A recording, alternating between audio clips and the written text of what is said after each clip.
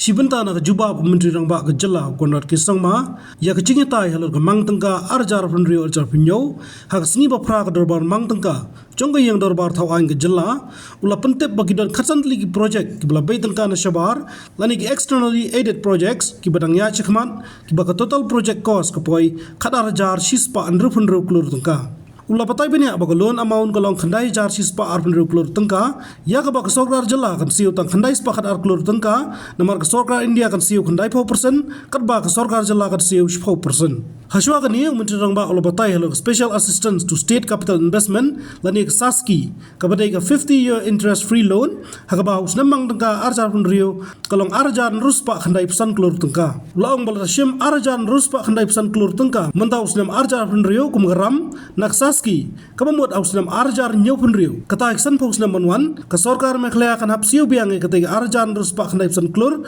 ke bakador ketika por kan long khandai fra Klur tengka katkum kan net present value Shushu ulang bahap and tap kalai pension Klur tengka shisnam Sha consolidated sinking fund contribution balik san paus number 1 kan poi laijar khandai spa khadar Klur tengka berkumta kan don shibun kapisa ban Siew ya arjar nruspa khandai pesan Klur. So the first point here, sir, is this entire concept of what is a budget, sir.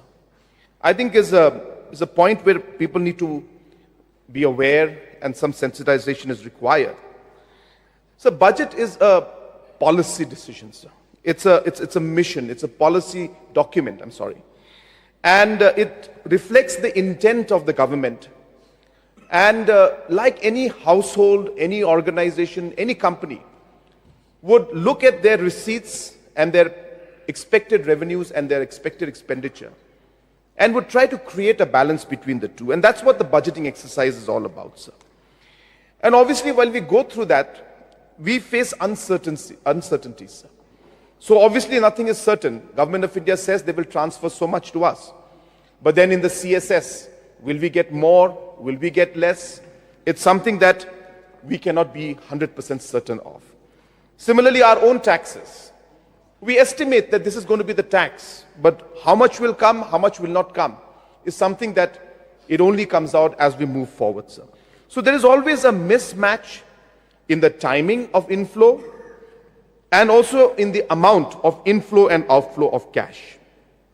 Now that is why the important parts are here is that we need to look at the different fiscal space that is provided by Government of India and RBI for the states to function in. Certain members had reflected on that and mentioned about it, saying that there are ways and means, advances. So there's a certain amount that the state can take beyond the balances that they have. And ways and means advances is one of them. There is something called the special drawing facility. And then there is something called the overdraft. So these are all fiscal spaces which are provided to every state government. It's not just Meghalaya. Every state government does this. And as I said, this happens because of the timing of the mismatch in terms of inflow and outflow. A very small example of that, sir, is we pay salaries on 1st of every month. Whereas the share of central taxes that we receive comes in on the 10th of every month. So now when that happens, I obviously cannot wait till the 10th of that month to pay the salaries. I have to pay the salaries on 1st of every month. So there are certain months in which I have to pay double salary. For example, in Christmas time, December, we clear the salaries of November and December in the month of December, sir. So therefore, we require additional cash. During that time, we also know that we need to clear large amounts of bills in terms of the bills of the contractors, so on and so forth. You know, last time we had to clear the scholarship of the students. So all these kind of expenditures which are there, and the mismatch, as I said, in the timing of the inflow and outflow, which happens in households also, sir. Suddenly somebody falls sick. We need money. We'll go to our neighbor and we'll ask for the money. We'll say, I'll give it back to you after 10 days when I get back my salary. And that's how even in a household things work. In a larger scale, government has got massive expenditure. But at the end of the day, it is important to balance it out.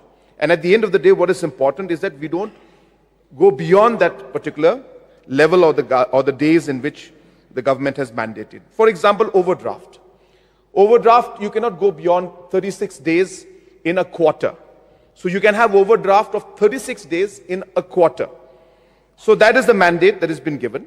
And if you can look at the numbers in the financial year 2024, Meghalaya was overdraft in 14 days in the whole year. So there's 36 days in every quarter, that means multiply by 4, that's about 100 days plus you can be overdraft. So Meghalaya was overdraft 14 days. There are other states like Telangana, Andhra Pradesh, that are at 145 days, 144 days. Kerala is at 67 days. Mizoram is 32 days. So on and so forth. So it happens, sir. And as I said, these are the fiscal spaces that are given to state governments in order to be able to balance this mismatch of the inflow and outflow of the timing. Next. So this is an important, again, figure, what we call budgetary savings. Now, as I've explained, sir, budget is what it means, sir, basically is that, sir, budget again is a notion, a number that we have in our mind. It's not that when I say that the budget is 30,000 crores, that I have 30,000 crores in my account today. It's not like that, sir. Throughout the year, every month we'll get our taxes, revenues, and through the financial year we will get the 30,000 crores is what we expect and anticipate, sir. So if you look at the yellow line, which is Meghalaya, so the budgetary saving is, of course, the difference between the estimates and the actual spending that takes place.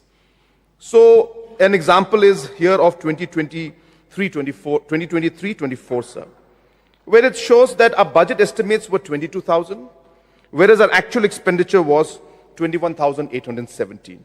So one could call it, and obviously audit will do it, that every money that is saved, so they say that's the budgetary saving. Now, is there an actual cash that's lying there? No, sir, it's not like that. We could spend only the amount of money that we got. So if you look at other states like Uttar Pradesh, they have expenditure as a percentage of budget estimates is 83%. Ours is 99%, which means we are very close to the amount we got, or rather, sorry, the amount we anticipated in the budget and the amount we actually ended up spending. Meghalaya is quite close, sir. And this happens, as I said, the numbers are quite different. So it's a normal thing is what I'm trying to say. It's not that Meghalaya is the only state that goes through this. Every state goes through it. So the budgetary savings that takes place, which audit mentions, because it's their duty to mention. So therefore, this is what happens, sir. Next. And therefore, so if you look at now the trajectory, which we've been speaking about throughout the governor's address, as well as, even in my budget speech, that Meghalaya today is the second fastest growing economy in the country, and the only one to record consistent 10% of growth, real GSDP growth in 3 years consecutively, and a 76.5% economic growth in terms of our GSDP from financial year 21 to 25, third only to Assam, UP, and next is Meghalaya, sir. So you can see the clear trajectory in which the state is growing, and this is the growth rate that we are having now, and we expect this to continue, and that's the kind of momentum, sir, that has been created in the past few years. Next. So this is what GSDP and what growth is all about, sir. This is how growth is calculated. Growth is a combination of the consumption that takes place in the economy, of the private investments that's done, of the government expenditure that is done, and the net exports that are there.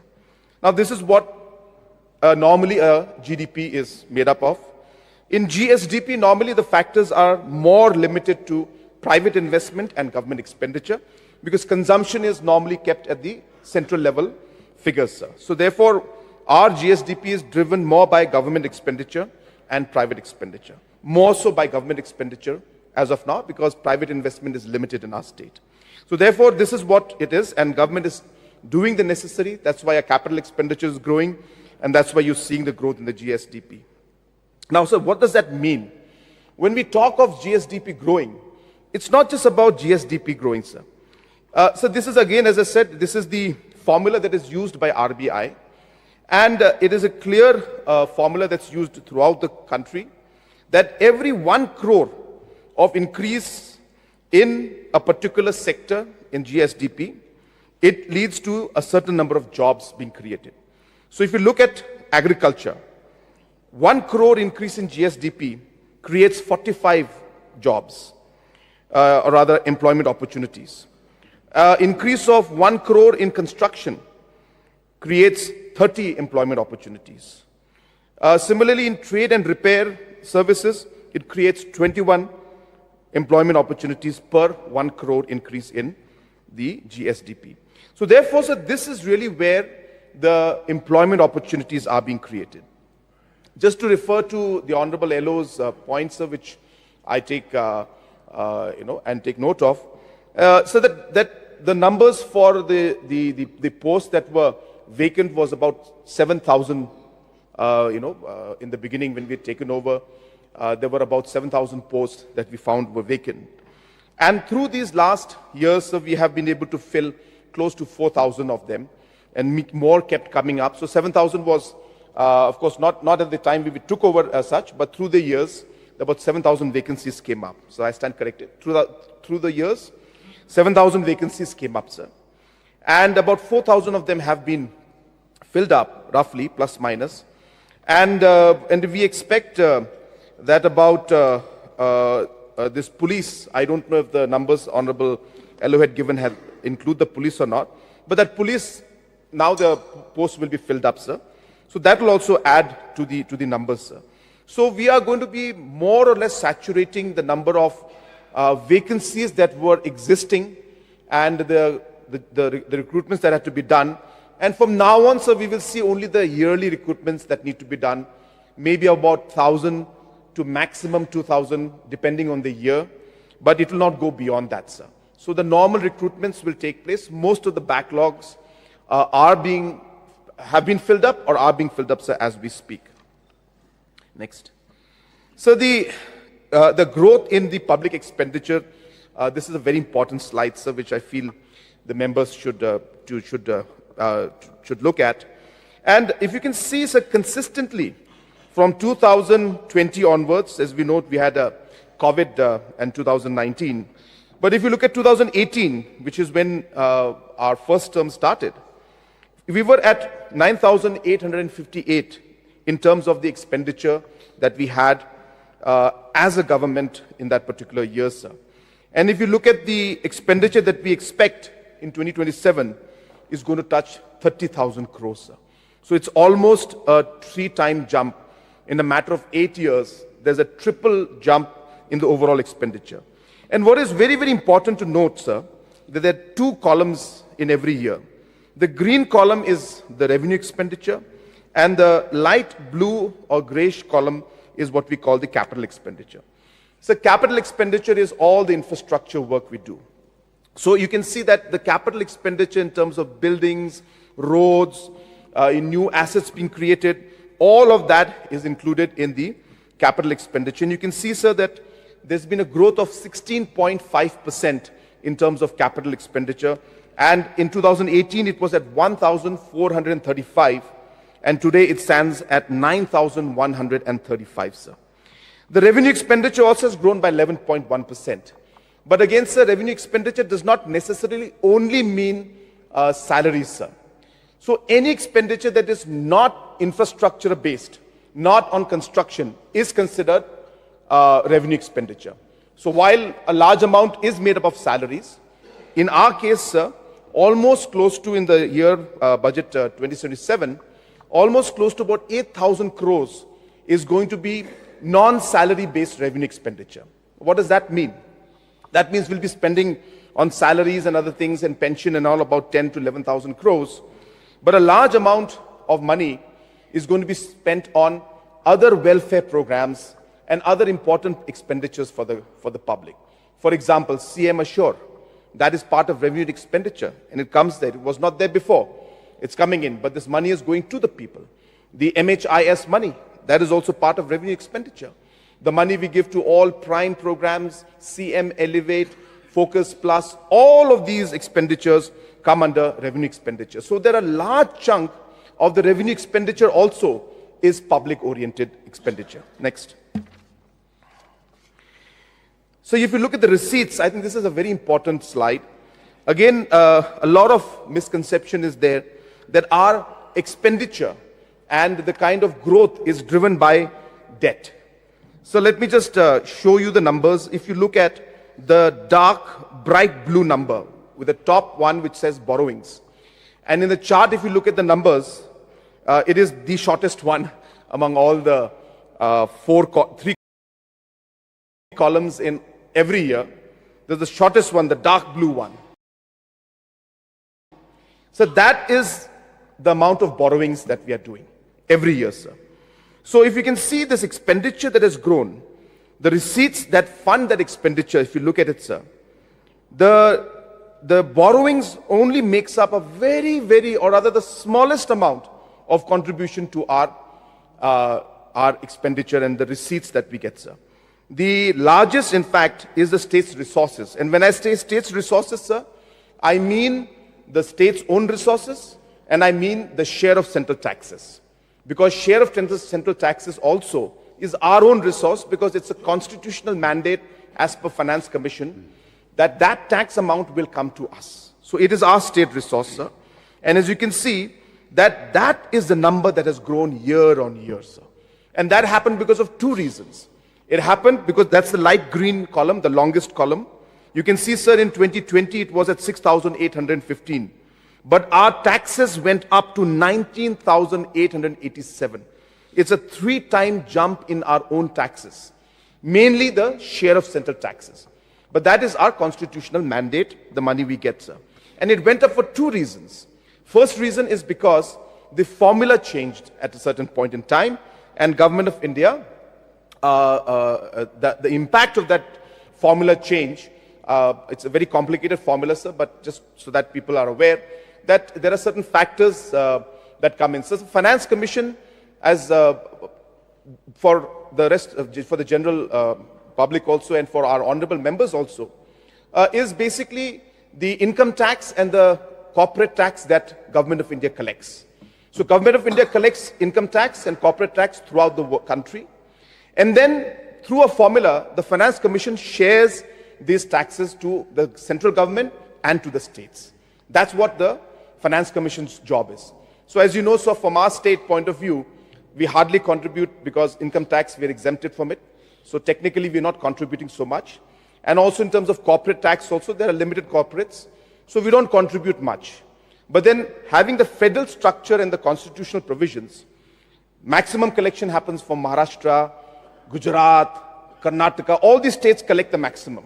But then it comes into a central pool, and out of that, 59% goes for the central government's expenditure, 41% is shared by the states, and then sharing of this 41% among the states also is based on a formula which is affected by factors like population, geographical area, income distribution, forest cover, fertility rate, and contribution to GDP. So, to GDP, I'm sorry. So these 6 factors are taken into consideration. In 2015 Finance Commission, sir, the factors that favored Meghalaya and the smaller states and the forest covered states was applied in one way. And the Finance Commission then gave more weightage to those factors, because of which our share of taxes went up to 0.76% of the total tax share. And that led to almost an increase of about 200 crores in terms of our revenues per month on an average, sir. Anyway, so that's a very complicated formula. I don't want to get into all of that. But just telling you that the formula changed and that benefited us. Number 2, the country's taxes started going up. So the more country started collecting income tax and corporate tax, the whole pie started increasing. So therefore, our percentage is a part of that pie. So when the overall pie went up, our share also went up. And that's why our growth today, our expenditures today, are funded primarily from our own taxes, sir. So our own state taxes plus our share of central taxes, not by the debt or the borrowings that we are seeing. The borrowings we take, sir, is as per limits that have been prescribed by Government of India. The RBI, I'm sorry. So now, just to mention that that Honorable LO had also raised concerns, so very genuinely, that the issue of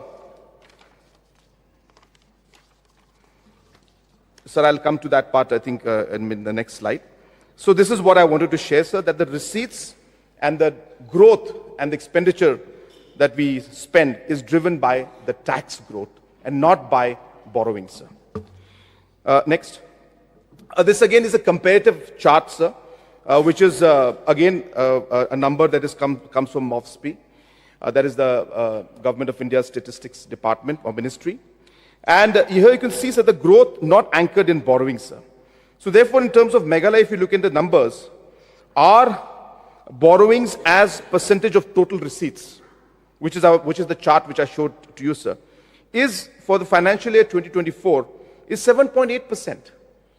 So only 7.8% of our expenditure and the receipts rather which we get, only 7.8% is borrowings. The rest is all taxes that we either raise from our side or the CSS we get from center or the share of central taxes. And there are other states, sir, which are states like Haryana, Punjab, who are at a 30-35% level of the share of the borrowings to the receipts that they get, sir. Next. Sir, again, this is to showcase the overall resources of the state. So this is just the state resources. I won't dwell too much on this, but you can also see, sir, the dark gray. If you look at the lowest part of the columns, there is a gray area which you can see is growing, sir.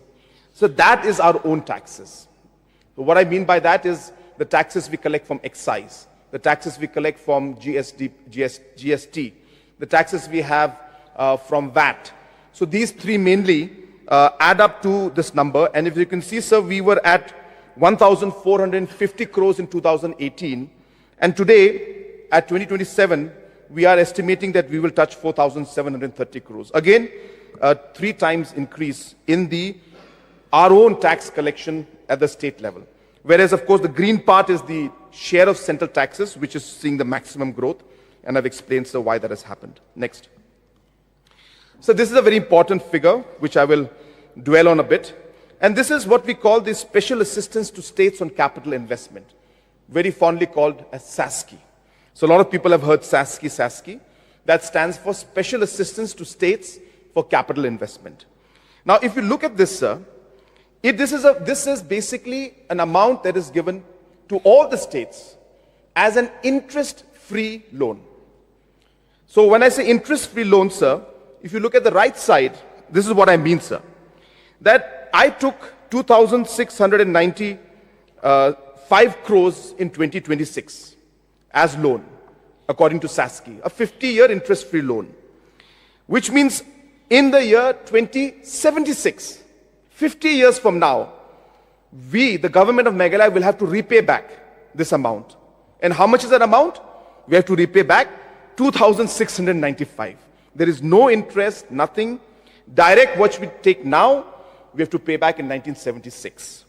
Now, for those with us, who will be able to connect to the finance part, what is the value of that 2,695, which we will repay back in 2076?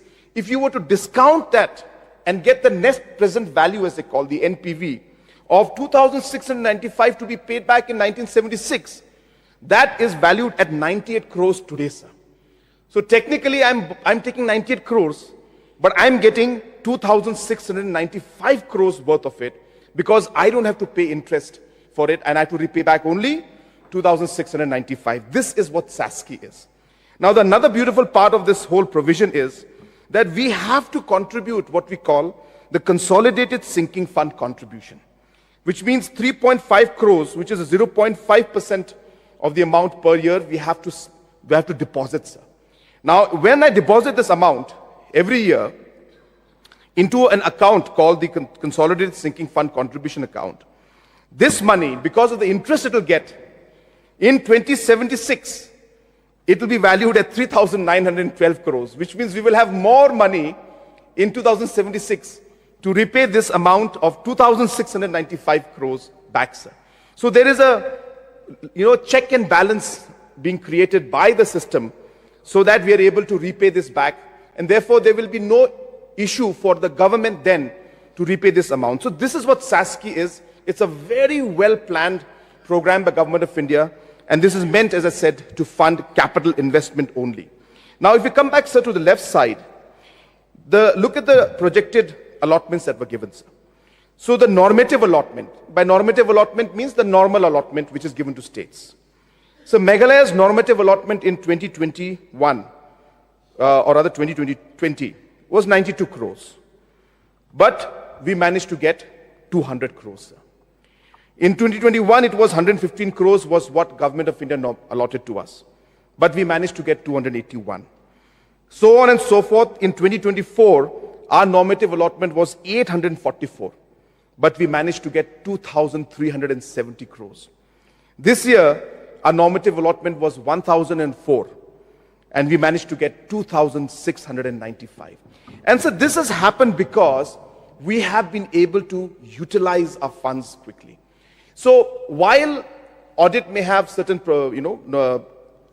certain observations regarding certain uses, which, yes, sir, we'll definitely look into all of those concerns. But this number is reflecting the actual utilization that we are doing, sir. Government of India will never release 2,695 if our UCs for the 1,000 crores is not submitted. I can, sir, proudly tell you that in the Northeast, we are one of the best performers. And in fact, in the whole country also, we are one of the top performers when it comes to SASCI. And this year, sir, this year we are projecting 4,500 crores in SASCI to be taken up so that our funds that are required for our capital investment can be pushed. Next. So similarly, the centrally sponsored schemes. Now, as I again mentioned, sir, that the growth has been made because of the receipts we got in the income tax devolution and the corporate tax devolution that comes to us through the Finance Commission's devolution. And our own taxes has gone up. The third factor, sir, is the CSS, the centrally sponsored scheme. Again, so if you look at 2018, we were at 2,965 in terms of the funds we managed to get from centrally sponsored releases. And in 2024, that number jumped to 7,050, almost a 2.5 or 2.2%, 2.2 times the jump in terms of the money that was available to us. And again, I repeat, sir, well, observations were there that we did not utilize few things, which is possible, sir. There's a large system, many projects going on. But on the overall scale, we would not be able to get 7,000 rupees, 7,000 crores from centrally sponsored scheme if we had not submitted our UCs on time and had not been working in a very effective manner, sir. So yes, there could be few, but I think at the larger scale, these numbers speak loudly in terms of how we have been able to maximize the revenue and the schemes that we got from centrally sponsored schemes, where the amount jumped from 2,900 crores today to 7,000 crores, and it will go further and more in the future, sir. Next. So these are the externally aided projects. Again, we realize that while we are using the revenues and increasing the revenues we have, while we are targeting the centrally sponsored schemes, what more can we do? We need to look for more projects.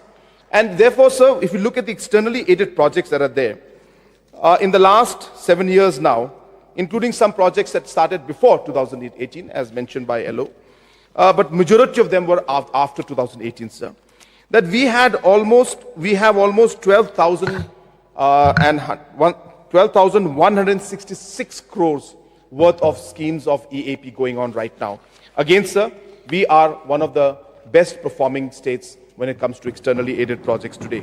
And as I said, the loan amount, which again a lot of people have been questioning, that who will pay this 9,126 crores? Why is government taking loan from World Bank? Why is the government taking loan from ADB, from KFW, from JICA, from NDB, IFAD? All these loans that are taken, sir, these are in 90-10 ratio, which means for the Northeast states and some special category states, Government of India repays back 90% of the loan.